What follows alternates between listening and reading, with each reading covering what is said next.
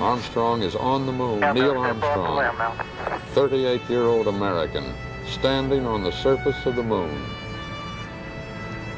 On this July 20th, 1969. That's one small step for man,